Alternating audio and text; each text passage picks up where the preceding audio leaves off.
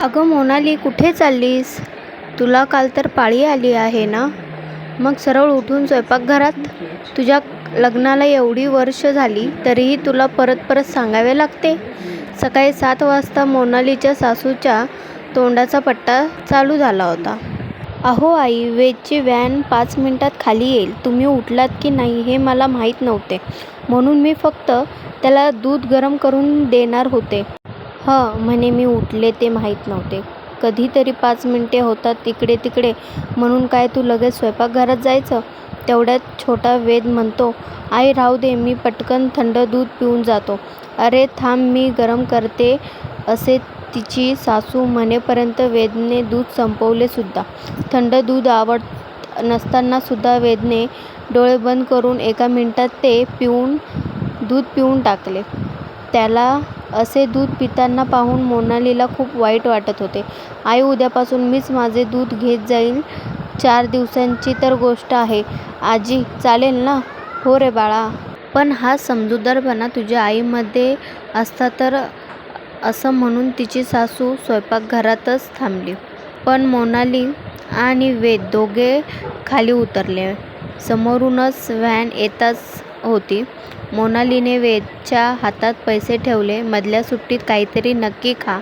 वेदने मान हलवली आणि तो व्हॅनमध्ये जाऊन बसला. मोनाली घरी आली. तिचे सासरे वसंतराव आणि सासूबाई कुसुमताई यांचा एकुलता एक मुलगा प्रकाश आणि त्याची बायको मोनाली, त्यांचा एक मुलगा वेद असे सर्वजण एकाच कुटुंबात राहत.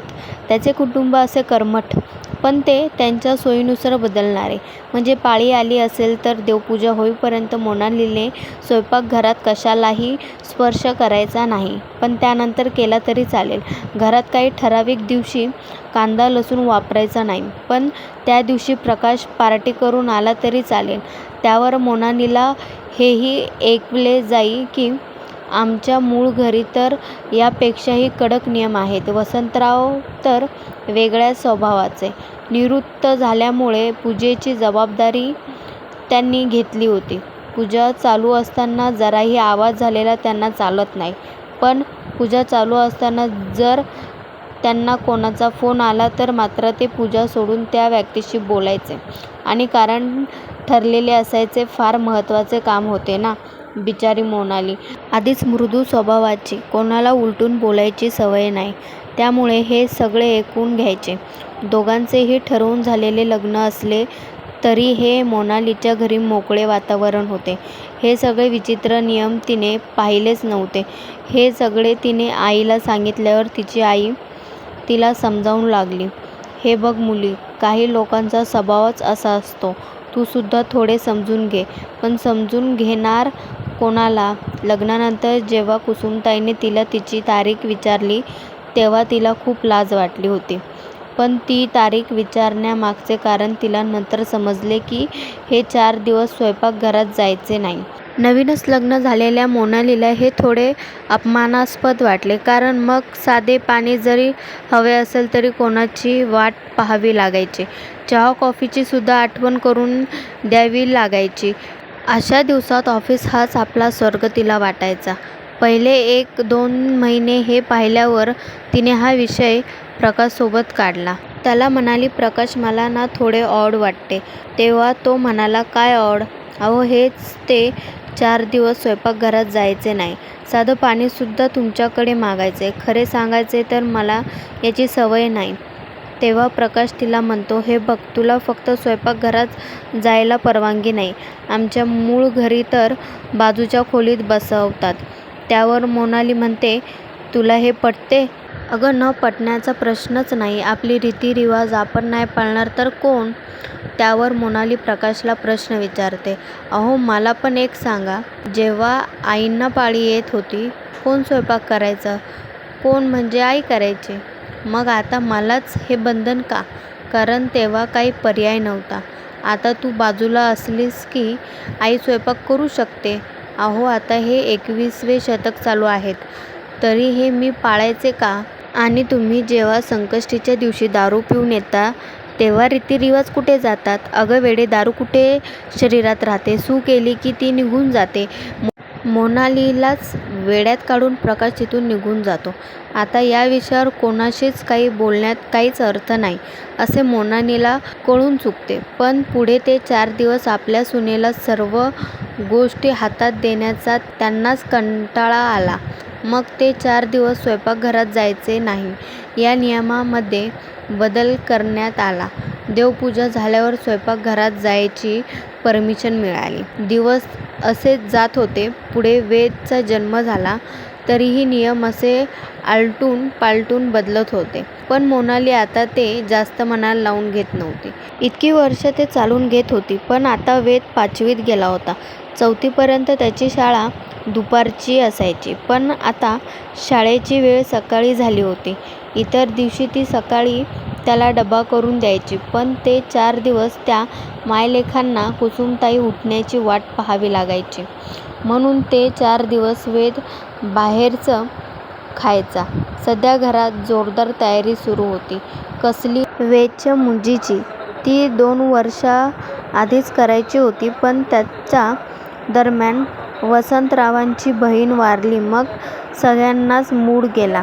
नंतर करू असे म्हणत मग यावर्षी करायचीच असे ठरवले. प्रकाशच्या लग्नानंतर पहिलाच मोठा कार्यक्रम म्हणून 6 महिने आधीपासूनच तयारी सुरू करण्यात आली. सगळ्या नातेवाईकांना आमंत्रणे केली. मोठा हॉल बुक झाला. आहेराची खरेदी झाली. प्रकाश आणि मोनाली कामाला जात असल्यामुळे वसंतराव आणि कुसुमताई दोघेच मोठ्या उत्साहाने सगळे करत होते.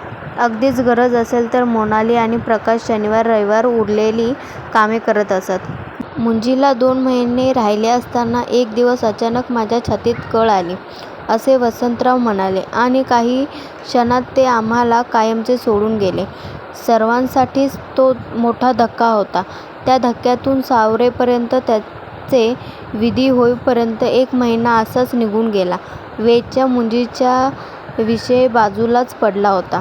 सासऱ्याच्या आकस्मिक निधनामुळे घरातील उत्साहच निघून गेला होता. प्रकाशच्या मावशीने एक दिवस फोनवर विषय काढला. अरे प्रकाश, मुंजीचे काय करणार आहात आता? मावशीचे बोलणे ऐकून प्रकाश थोडा गोंधळलाच. अगं मावशी, मी तर विसरूनच गेलो होतो. अरे मग आता तरी ठरव. हॉल बुक झाला आहे. तुमची सगळी खरेदी झाली आहे ना? हो मावशी, आई-बाबांनीच तर सगळे केले. आता बाबा नाहीत तर मी सांगते ते ऐक. मुंज करून टाक. उशीर झाला आहे. अजून उशीर करू नकोस.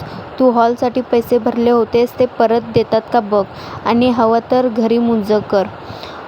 हवं तर तुझ्या आईबरोबर मी बोलते. त्यावर प्रकाश बोलतो, मावशी तूच बोललीस आईबरोबर तर बरं होईल. त्याच्या मावशीने आईबरोबर बोलणे केले तेव्हा कुसुमताई सुद्धा मुंज करण्यास होकार दिला. कुणीच आधी दिलेला ॲडव्हान्स परत द्यायला तयार नसल्याने आधी ठरवल्याप्रमाणेच मुंज करायचे प्रकाशने ठरवले. मोनाली फक्त होला हो करत होती. मुंजीचा दिवस आला. सर्वजण हॉलवर जायला निघाले. एवढे दिवस प्रत्येक गोष्टीत पुढे पुढे करणाऱ्या कुसुमताई आज मात्र मागे राहून लागल्या होत्या. मुंजीच्या विधींना सुरुवात झाली.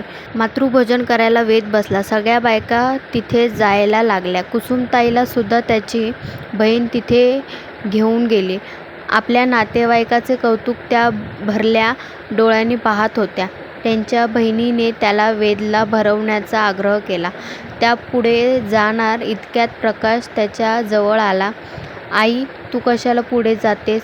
इतर कशानेही एवढे दुःख झाले नसेल तेवढे दुःख प्रकाशला बोलल्याने कुसुमताईंना झाले. मोनाली वेदजवळ बसल्यामुळे तिला काय चालले आहे ते काही कळत नव्हते. परंतु आपल्या सासूचा चेहरा उतरला आहे हे तिच्या लक्षात आले. म्हणून मी वेदला सोडून आपल्या सासूबाई जवळ आली आणि त्याला म्हणाले, आई मी तुमची वाट पाहते आहे वेदला पहिला घास भरवण्यासाठी. अगं पण ती कशी येणार? प्रकाश मध्येच म्हणाला. का? अगं का म्हणजे बाबा नाहीत ना. त्यावर मोनाली म्हणते, वा प्रकाशराव, मला ना खरंच आश्चर्य वाटते. तू यांचा मुलगा नाहीस का? तुम्हाला लाज नाही वाटत असे बोलायला? अहो जन्मदात्री आई आहे ना ती तुमची. बाबा गेले म्हणून काय झाले? बाबा नसताना तुमच्या मुलावर लक्ष ठेवल्याने, त्याला आपण नसताना भरवल्याने काही अपशकुन होत नाही आणि तेच आज सगळ्यांसमोर समारंभात होतात. अगं मोनाली, पण रीतिरिवाज प्रकाशने आपली बाजू मांडण्याचा केविलवाणा प्रयत्न केला. अहो प्रकाशराव, रीतिरिवाज हे माणसाने निर्माण केले आहेत. ते जोपर्यंत जातक होत नाही तोपर्यंत पाळायला काहीच हरकत नाही. पण आपल्या जवळच्या माणसांचे मन दुखावतील, त्यांना त्रास होईल असे रीतिरिवाज पाळणे मला तरी शक्य नाही.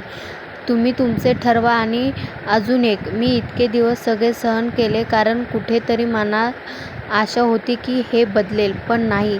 जर तुम्ही आपल्या आईचाच मान राखू शकत नसाल तर तुमच्यासाठी बायको तर खूप दूरची आहे. बरोबर ना? आई, आजी येताय ना? अजून किती वाट बघायची?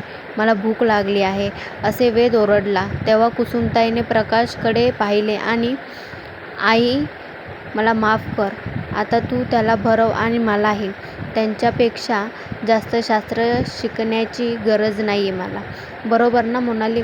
आपल्या पाणावलेल्या डोळ्यांनी कुसुमताईने प्रकाश, वेद आणि मोनालीलाही भरवले. आता त्यांना कळून चुकले होते, रीतिरिवाज माणसांसाठी आहे, माणसे रीतिरिवाजासाठी नाहीत. मित्रमैत्रिणींनो, मोनालीने जो संयम राखला आणि योग्य वेळ आल्यानंतर आपल्या नवऱ्यासोबत सासूबाईलाही जे काही शास्त्र शिकवले, असे तिने आपल्या नवऱ्याला आणि सासूला शास्त्र शिकवणे योग्य आहे का?